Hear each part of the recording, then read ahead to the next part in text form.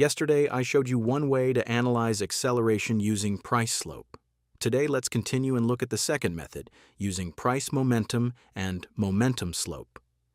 Price momentum tells us how strong the move is right now, but more importantly, the momentum slope tells us whether that move is accelerating or starting to slow down. So even if a stock is moving higher, that doesn't always mean it's a strong setup, because if the slope starts turning negative, it means the move is losing strength. Let's take a look at the columns. Here we have price momentum, momentum signal, momentum slope signal. Now I'll sort by the highest momentum values. These are the stocks that already made a strong move. For example, let's take a look at AAOI, Applied Optoelectronics. We can see strong price momentum, around 57.52, which means the stock has been moving higher. But at the same time, the momentum slope is negative, around minus 5.66. So what does that tell us? The move was strong before, but now it's starting to slow down.